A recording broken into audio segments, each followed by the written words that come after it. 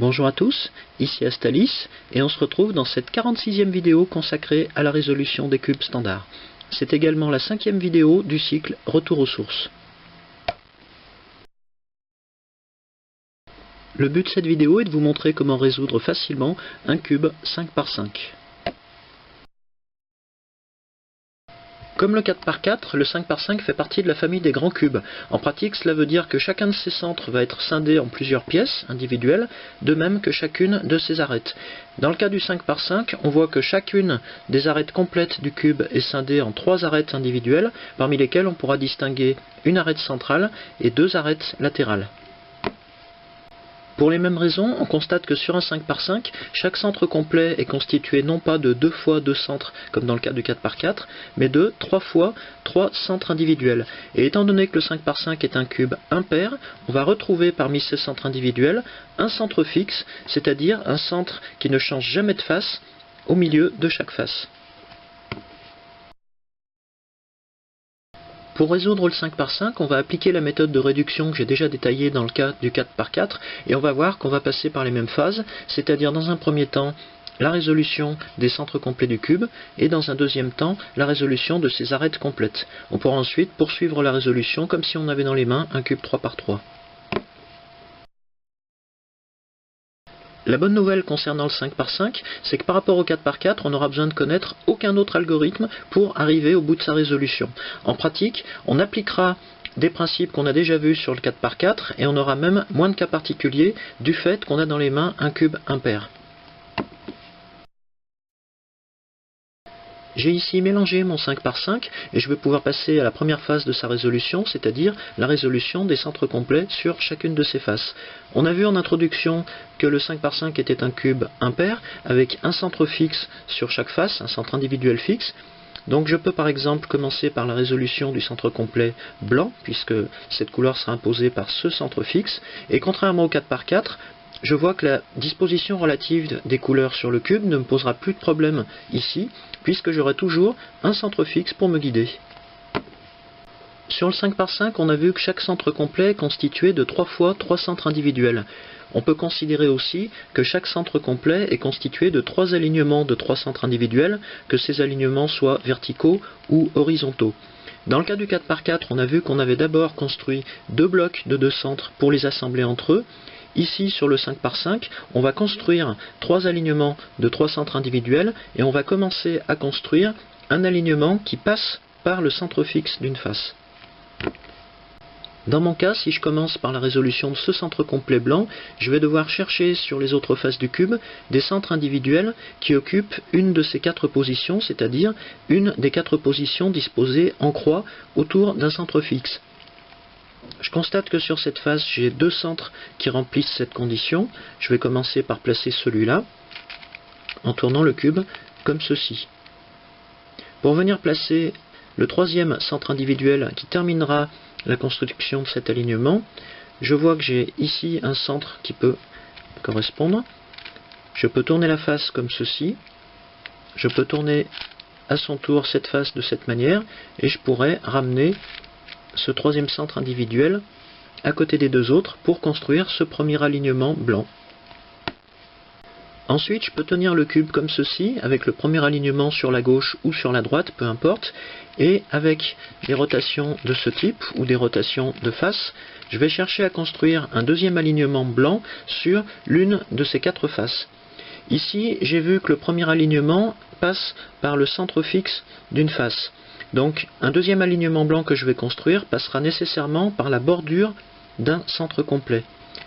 Ici, je constate que j'ai déjà 2 centres individuels blancs qui pourraient former un alignement si j'avais un 3e centre individuel entre ces deux-là. Je vois par exemple que je peux choisir un de ces 2 centres individuels pour venir le loger au milieu de ces deux-là. Pour ça, je vais orienter cette face comme ceci, et on voit que ça ne change rien du côté gauche de mon cube. Je vais pouvoir orienter cette face comme cela, et je vais pouvoir faire naviguer ce centre individuel blanc d'une face à l'autre, de manière à construire ce 2e alignement. Une fois qu'il est fait, je vais pouvoir le remonter sur cette face, dont je constate qu'elle a déjà la bonne orientation pour ça, en faisant tourner le cube comme ceci. Dans mon cas, je constate que je n'ai aucun centre individuel blanc sur la face opposée. Cela veut dire que si je tiens mon cube comme ceci, je vais nécessairement trouver les 3 derniers centres individuels blancs sur une de ces 4 faces. Je vais donc pouvoir assembler, comme on vient de le voir, le 3e alignement.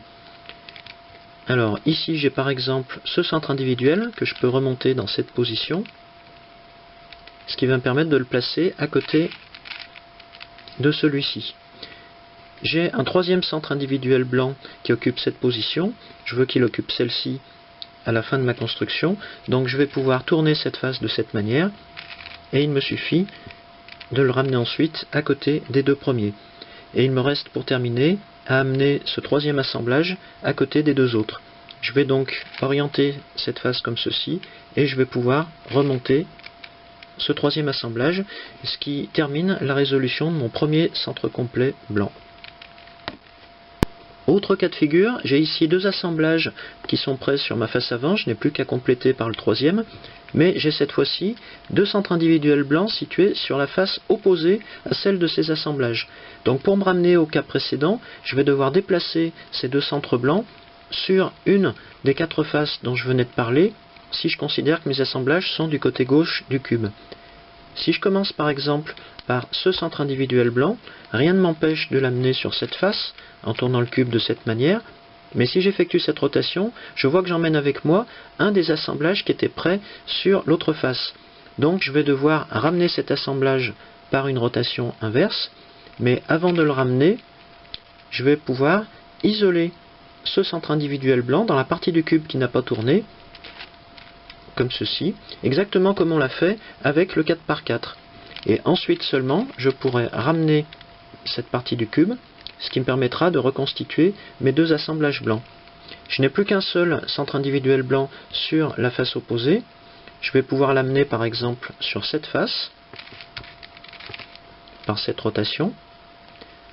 Je vois que j'ai ici emmené avec moi une partie des assemblages blancs, donc pour les ramener par la rotation contraire, il me suffit d'isoler ce centre individuel blanc dans une autre rangée verticale que celle-ci, soit vers la gauche, soit vers la droite, j'ai le choix, et je ramène ensuite la rangée centrale. J'ai de cette manière reconstitué mes 2 assemblages blancs, et je constate que je n'ai plus un seul centre individuel blanc sur la face opposée. On est donc ramené exactement au cas précédent. Une fois le premier centre complet résolu, comme dans mon exemple, on peut passer à la résolution de n'importe quel autre centre complet du cube, du fait qu'on est toujours guidé par la couleur du centre individuel fixe. Par habitude, je poursuis la résolution par celle du centre complet opposé, c'est-à-dire le centre complet jaune. Sur cette face, je vais reprendre le même principe que j'ai vu sur la face blanche, c'est-à-dire que je vais chercher à construire un alignement jaune qui passe par le centre fixe. J'ai ici déjà 2 centres individuels côte à côte, il me reste à placer le 3e, et je constate que j'ai sur cette face un centre individuel qui peut convenir. Si je le place vers la gauche en orientant la face, et si je le ramène ensuite à côté des 2 premiers, comme ceci. Mais dans cette dernière rotation, j'ai encore une fois entraîné avec moi un des assemblages blancs de la face opposée. Je vais donc devoir le ramener à sa place, mais pour ça, il faut que je libère cette rangée verticale sur cette face. Et pour ça, rien de plus simple, il me suffit d'orienter à la verticale cet assemblage, et je peux ramener cet assemblage à sa place. J'ai donc construit mon premier alignement jaune. Je vais donc maintenant chercher à constituer un 2e assemblage jaune, et je vais pouvoir tenir comme ceci mon cube, avec le centre blanc sur ma droite ou sur ma gauche, ce qui revient au même, et mon assemblage jaune sur la face opposée. Je vois que j'ai ici 2 centres individuels jaunes côte à côte. Je vais pouvoir orienter la face comme ceci, et amener un 3e centre individuel jaune à côté des 2 premiers. J'ai un 2e assemblage jaune que je dois amener sur cette face, donc je peux orienter cette face de cette manière et amener ce 2e assemblage. J'ai emmené avec moi à nouveau un assemblage blanc, donc je vais devoir libérer cette rangée verticale. Je peux ici tourner à 180 degrés ma face, ce qui me permet de ramener mon assemblage blanc sur la face opposée. Je constate que je n'ai pas de centre individuel jaune dans cette troisième rangée verticale du centre complet. Cela signifie que les 3 centres individuels jaunes que je cherche sont nécessairement sur une de ces 4 faces. Je vais donc à nouveau effectuer un assemblage en appliquant les mêmes règles que tout à l'heure. J'ai ici 2 centres jaunes côte à côte. Je vais amener le troisième. Et je me retrouve avec un troisième assemblage. Pour venir le placer sur cette face, je ne vais pas orienter cette face comme ceci et l'amener à côté des 2 autres, puisqu'on a vu qu'en procédant de cette manière, on a toujours le problème d'emmener avec soi un des assemblages blancs. Donc au lieu de ça, je vais prendre cet assemblage jaune et je vais venir chasser l'autre assemblage latéral de la face en tournant le cube comme ceci. J'ai là aussi entraîné avec moi un assemblage blanc, mais je vois qu'en tournant la face de 180 degrés comme ceci, je vais pouvoir par la même rotation ramener cet assemblage jaune sur cette face et ramener l'assemblage blanc sur la face opposée. On a donc bien résolu 2 centres complets opposés. En procédant par étapes, on va pouvoir résoudre encore ainsi 2 centres complets, et par habitude, je résous le centre complet rouge, ou plutôt rose dans le cas de mon cube, et le centre complet bleu. Et il nous restera à la fin de la résolution de ces centres complets les 2 dernières faces du cube à traiter, à savoir les centres complets orange et vert. C'est précisément la situation dans laquelle je me retrouve ici, puisqu'il me reste à traiter le cas du centre complet vert et du centre complet orange, sachant que tous les autres sont déjà résolus. On va se guider une fois de plus avec le centre fixe pour savoir quelle couleur appartient à quelle face, et on va chercher ici, par exemple, à résoudre le centre complet orange. J'ai ici un premier assemblage incomplet qui passe par le centre fixe. Je vais pouvoir amener par exemple ce centre individuel orange pour le compléter. J'ai emmené avec moi un assemblage rose. Je vais donc devoir tourner la face soit comme ceci, soit comme cela pour permettre de remonter la rangée droite. Et sachant que je résous actuellement le centre complet orange, je vais chercher à garder le maximum de centres individuels orange sur cette face. Donc je vais choisir plutôt cette orientation, puisque la rotation contraire à celle qu'on vient de faire ne ramènera qu'un seul centre orange sur cette face. Je constate alors que pour terminer la résolution de ce centre complet orange, il me reste à amener sur cette face 3 centres individuels orange. Et je constate que j'ai exactement le même nombre dans le cas contraire sur la face d'à côté, puisque pour compléter ce centre complet vert, il me manque 3 centres individuels verts. À partir de ce stade, on va appliquer une technique de placement par centre individuel qu'on va appliquer à ce 5 par 5 et qu'on pourra reprendre sur tous les cubes d'ordre supérieur. Pour ça, on va d'abord orienter ces 2 faces pour faire correspondre les emplacements de 2 centres individuels qui ne sont pas sur leur face finale. Ici, on sait que cette face sera la face verte et je constate que j'ai un centre individuel orange à cet emplacement. Je constate que j'ai ici un centre individuel vert exactement au même emplacement alors qu'il se trouve sur la face orange. Dans un premier temps, on va déterminer quelle va être la face de destination. Je vais considérer que c'est ma face orange et on va amener un centre individuel orange à l'emplacement qui correspond ici, comme ceci. Dans un deuxième temps, je vais effectuer une rotation à 90 degrés de ma face avant qui va permettre de sortir le centre individuel que je viens d'amener sur la face de sa rangée verticale. Donc je ne vais pas tourner comme ceci puisqu'il est toujours dans la même rangée verticale, mais je vais la tourner de cette manière. Je garde ici à l'œil le centre individuel orange que j'ai amené. Je vais l'isoler sur la face inférieure en tournant le cube comme ceci. Je vais ensuite ramener ma face avant avec l'orientation qu'elle avait au départ. J'avais descendu cette rangée gauche, je vais la remonter. Je vais à nouveau tourner ma face avant de la même manière que je l'avais fait dans un premier temps. Je vais ramener vers le haut ma rangée droite qui comprend le centre individuel que j'avais amené sur la face, et je vais pouvoir éventuellement réorienter ma face avant de la même manière qu'elle était au départ. Je remarque ici que je n'ai plus que 2 centres individuels verts sur cette face orange, et j'ai exactement la situation symétrique sur la face d'à côté. Je vais maintenant chercher une orientation commune à ces deux faces. Je vois par exemple que si j'oriente la face avant comme ceci, j'ai ici un centre individuel vert et ici un centre individuel orange. Je vais pouvoir donc descendre ce centre individuel orange sur la face comme ceci. Je tourne la face de 90 degrés pour sortir ce centre individuel orange de cette rangée verticale. Donc là j'ai le choix, je vais pouvoir le faire partir soit vers la gauche, soit vers la droite. Imaginons que je choisisse ce cas-là. Je vais ensuite isoler ce centre individuel orange sur la face du bas. Je ramène ma face avant telle qu'elle était. Je ramène ma rangée centrale vers le haut. Je tourne à nouveau ma face avant de la même manière que la première fois, c'est-à-dire vers la droite. Et je remonte une dernière fois ma rangée droite. Je m'aperçois ici que je n'ai plus qu'un centre individuel orange à placer ici, et c'est précisément la même position qu'il occupe sur la face d'à côté. Donc je vais pouvoir descendre directement ce centre individuel orange.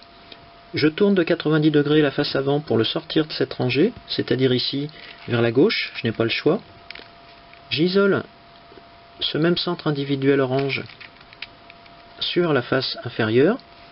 Je ramène ma face avant de cette manière, je remonte ma rangée droite, je tourne à nouveau la face avant comme je l'avais fait la première fois, et je peux remonter la partie gauche de mon cube pour m'apercevoir que j'ai bien résolu ici le centre complet orange. Et en parallèle, j'ai évidemment résolu le centre complet vert sur la face d'à côté. Dans certains cas de figure, je pourrais même déplacer plusieurs centres individuels à la fois d'une face à l'autre.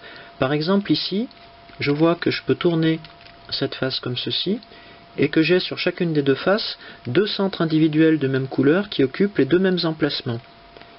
Si je tourne la partie gauche du cube de manière à descendre ensemble ces 2 centres individuels orange, je constate que dans un deuxième temps, lorsque j'oriente ma face avant, je peux les isoler tous les deux dans la 3e rangée, c'est-à-dire la rangée qui n'a pas tourné, comme ceci.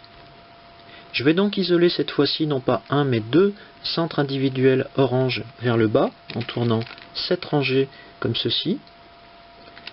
Je vais pouvoir ramener ma face avant de cette manière, remonter les 2 rangées gauche, tourner à nouveau ma face avant comme ceci et remonter ma rangée droite.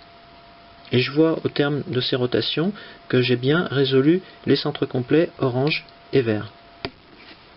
Autre cas de figure, je vois qu'il me manque ici encore 2 centres individuels orange, et je vois que ces centres orange occupent ces emplacements sur la face d'à côté. Je peux donc orienter ma face avant comme ceci, et je vais essayer de descendre en même temps ces 2 centres orange. Donc j'abaisse la rangée gauche et la rangée droite. Les 2 centres individuels que je viens d'abaisser occupent ces 2 emplacements. Je vais maintenant devoir tourner la face avant de 90 degrés pour sortir ces 2 centres individuels orange de la rangée gauche et de la rangée droite. Malheureusement, si je tourne de ce côté, je vois qu'ils occupent tous les deux la rangée droite, et ça sera la même chose du côté gauche si je choisis ce côté. Je ne vais donc pas pouvoir traiter ensemble ces 2 centres individuels orange.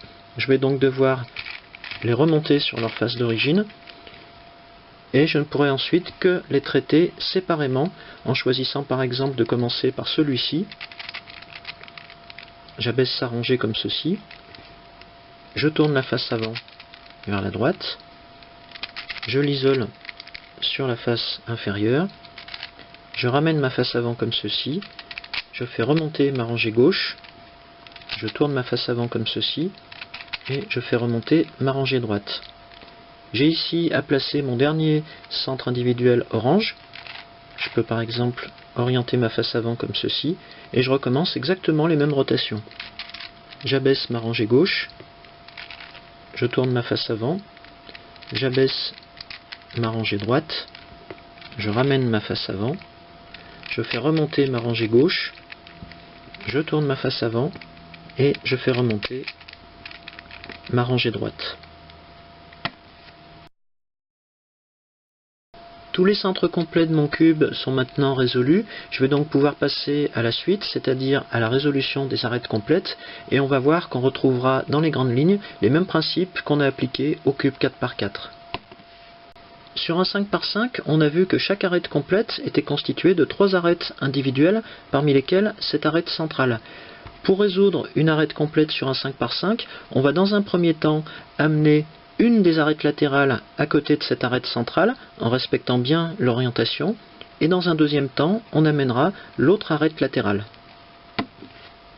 Dans mon exemple, je constate que j'ai ici, dans cette arête complète, 2 arêtes individuelles déjà placées côte à côte avec la bonne orientation, cette arête centrale et cette arête latérale gauche. Je vais devoir donc placer l'arête qui manque, l'arête latérale droite, qui sera, comme les deux premières, blanche et bleue. Je constate que l'arête que je cherche est ici. Je vais donc la mettre en position pour ensuite lui faire rejoindre les deux autres. Si je tourne les faces du cube comme ceci, je constate que j'ai bien amené sur la face avant de chaque côté de ce centre complet les 3 arêtes qui m'intéressent, mais je vois que cette arête latérale est dans la même rangée que l'autre. Je vais donc retourner cette arête complète comme on l'a vu dans le cas du 4×4. Et je me retrouve dans cette situation de base où j'ai ici 2 arêtes assemblées et ma troisième arête à assembler du côté droit avec les couleurs complémentaires visibles sur la face avant du cube. À partir de cette position de départ, je vais donc pouvoir amener mes 2 arêtes individuelles blanches et bleues au-dessus de la troisième arête individuelle de même couleur du côté droit du cube. Dans cette rotation, je vais couper cette arête complète à ce niveau. Et avant d'effectuer cette rotation, je dois vérifier qu'en coupant mon arête supérieure droite au même endroit, je ne vais pas détruire un assemblage qui existerait déjà à ce niveau. Ici, ce n'est pas le cas, donc je peux me lancer dans cette rotation-là. J'ai ici mon arête complète assemblée, que je vais pouvoir monter sur la face supérieure, puis ramener face à moi. Il me reste à redescendre la rangée droite comme ceci et à réassembler les centres complets par couleur en effectuant la rotation contraire comme ceci. Et j'ai bien ici une arête complète supplémentaire assemblée. Je vais maintenant prendre un exemple classique, celui où je n'ai aucun assemblage préexistant. Si je prends par exemple comme arête de base cette arête blanche et verte, qui est l'arête centrale, je vais chercher une des 2 arêtes complémentaires, une des 2 arêtes latérales, et je vois que j'en ai une ici. Donc je vais pouvoir tourner les faces du cube comme ceci, pour amener cette arête latérale dans la rangée immédiatement en dessous de celle de l'arête centrale. Je vérifie, lorsque j'ai cette configuration, que j'ai sur la face avant les 2 couleurs complémentaires visibles. Ici, c'est bien le cas puisque j'ai le blanc sur cette arête-là et le vert sur l'autre. Je vais donc pouvoir les assembler en tournant par exemple le cube comme ceci. Je vérifie à nouveau du côté droit du cube que la frontière qui va jouer ici ne coupe pas un assemblage préexistant entre ces 2 arêtes individuelles. Ce n'est pas le cas. Donc je vais pouvoir effectuer exactement les mêmes rotations que dans l'exemple précédent. J'ai ici un premier assemblage de 2 arêtes individuelles dans cette arête complète. Il me reste à chercher la troisième arête individuelle blanche et verte. Je vois qu'elle occupe cette place. Je peux amener ces 2 arêtes du côté droit du cube. Mais je constate que j'ai ici 2 arêtes latérales dans la même rangée horizontale. Je constate aussi qu'elles me montrent la même couleur sur la face avant. Je vais donc pouvoir retourner cette arête complète, comme on l'a vu dans le cas du 4×4. Et je me retrouve dans la configuration que je cherche, puisque j'ai ici ma troisième arête dans une rangée différente des 2 autres, du côté gauche du cube. Je vais pouvoir là aussi amener cette arête vers la droite pour la superposer aux deux autres, mais avant, je considère la frontière ici qui va scinder cette arête complète du côté droit du cube, que je vais retrouver ici sur mon arête supérieure droite. Je constate que je ne vais rien détruire si je sépare ces deux arêtes individuelles, donc je peux effectuer le même type de rotation que tout à l'heure pour assembler une nouvelle arête complète, ici blanche et verte. Autre cas de figure, je constate que j'ai ici les deux arêtes latérales complémentaires blanches et vertes, et de l'autre côté du cube, l'arête centrale qui présente les mêmes couleurs. Dans ce cas de figure, je vais pouvoir assembler en une seule fois les deux arêtes latérales et l'arête centrale, mais je vois que je n'ai pas encore tout à fait la configuration que je cherche, puisque c'est la même couleur que je vois sur la face avant, ce qui veut dire que si je tourne par exemple cette rangée du cube, je vois que les orientations ne correspondent pas. Je vais donc dans un premier temps retourner cette arête complète droite, et je me retrouve maintenant dans la configuration que je cherche, avec mes deux arêtes latérales blanches et vertes du côté gauche, et mon arête centrale blanche et verte du côté droit, qui me montre cette fois-ci la couleur complémentaire, le blanc, par rapport au vert qu'on aperçoit sur les deux autres arêtes sur la face avant du cube. Ici, je vais pouvoir amener en même temps mes deux arêtes latérales à côté de mon arête centrale, c'est-à-dire que je vais manœuvrer à la fois ces rangées du cube et celle-ci. Autrement dit, je vais couper cette arête complète droite à deux niveaux autour de cette arête centrale. Avant d'effectuer ces rotations, je vérifie une fois de plus que ces deux endroits ne présentent pas de problème par rapport à un éventuel assemblage qui existerait déjà au niveau de l'arête complète. Ce n'est pas le cas. Donc je peux effectuer cette rotation et celle-ci pour construire ma nouvelle arête complète. Je vais ensuite l'isoler sur la face supérieure, puis à l'avant du cube, comme j'ai l'habitude de le faire. Je vais redescendre ma rangée droite, et je vais réassembler les centres en tournant cette fois-ci non pas une partie du cube, mais deux parties, la partie supérieure et la partie inférieure. En procédant ainsi, on pourra résoudre au moins 10 des 12 arêtes complètes du cube 5 par 5. Si on a de la chance, on pourra même parvenir à la résolution des 12 arêtes du cube. Mais dans la grande majorité des cas, on verra qu'on parvient en fin de résolution à des cas particuliers concernant les deux dernières arêtes. Et ce sont ces cas que je vais traiter à partir de maintenant. Dans cet exemple, je me retrouve avec les deux dernières arêtes complètes du cube à résoudre, et je vois que chacune est constituée soit d'arêtes individuelles bleues et roses, soit d'arêtes individuelles vertes et roses. Si je me souviens de la résolution du 4 par 4 à ce stade, je sais qu'il existe une permutation possible entre les arêtes individuelles qui occupent ces emplacements. Et il se trouve qu'ici, j'ai déjà deux arêtes individuelles assemblées, les deux arêtes bleues et roses. Il me manque la troisième qui doit arriver à cet emplacement. Étant donné que la permutation s'effectue en diagonale, je dois d'abord redescendre cette arête individuelle bleue et rose à cet emplacement avant d'effectuer la permutation. Pour ça, je vais devoir retourner l'ensemble de l'arête droite de manière à faire redescendre cette arête individuelle ici. Donc je peux le faire de cette manière. J'abaisse la rangée gauche, je monte la rangée droite, j'amène mon arête complète à retourner ici. Je la redescends du côté droit et je remonte la rangée gauche. De cette manière, on voit que la permutation entre cette arête individuelle et celle-ci va amener cette troisième arête bleue et rose au-dessus des deux autres. Je vais pouvoir alors appliquer l'algorithme que j'ai déjà vu sur le 4 par 4 et que j'ai baptisé algorithme de la poulie, par analogie avec le mouvement d'un seau tiré par une corde par l'intermédiaire d'une poulie. Je vais donc dans un premier temps amener cette arête individuelle au-dessus des deux autres du côté droit. Ensuite, je monte la rangée droite, c'est le mouvement de la corde vers le haut. J'enroule la corde autour de ma poulie, donc je tourne la poulie dans ce sens-là.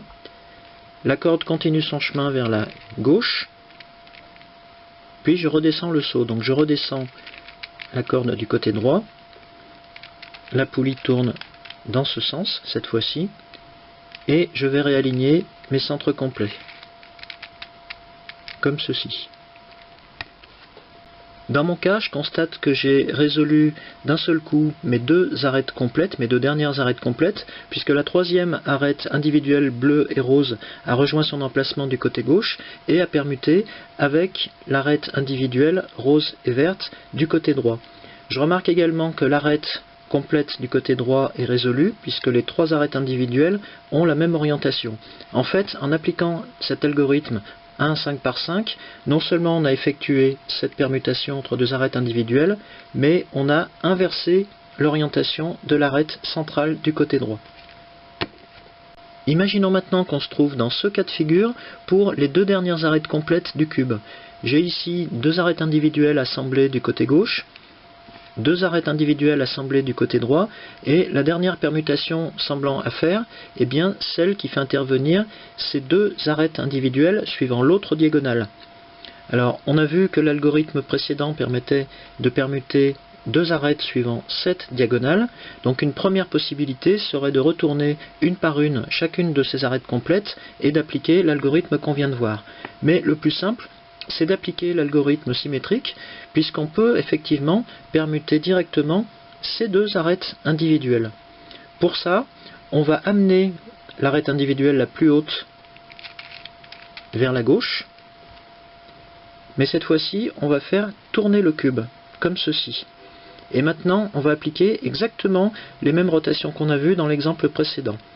On va donc monter la rangée droite, c'est-à-dire le mouvement de la corde. On va enrouler la poulie comme ceci. La ficelle va continuer son mouvement cette fois-ci vers la gauche. Puis on va redescendre le seau. Donc on redescend du côté droit. On tourne la poulie cette fois-ci dans l'autre sens. Et je réaligne les centres. Si je reprends mon cube et que je regarde cette face, je vois que j'ai bien réuni du même côté les trois arêtes individuelles bleues et roses, et que de l'autre, j'ai bien réuni les trois arêtes individuelles vertes et roses. Mais je me retrouve ici avec un problème d'orientation au niveau de l'arête centrale. On va voir comment régler ce problème. Si je reviens un instant sur la résolution du 4 par 4, et en particulier l'une des dernières étapes de sa résolution qui était celle de sa croix supérieure, on a vu que dans ce cas, on pouvait tomber sur un cas où on avait un nombre impair de branches. Comme ici, on a 3 branches, puisqu'il nous manque la quatrième, avec les deux facettes jaunes ici sur la face supérieure. Et pour résoudre ce cas, on s'était intéressé à un algorithme que j'avais baptisé algorithme de retournement ou algorithme miroir, qui permettait de retourner l'ensemble d'une arête complète pour ici modifier l'orientation de ces deux arêtes individuelles et placer les facettes jaunes sur la face supérieure. C'est ce même algorithme qu'on va réutiliser maintenant sur le 5 par 5.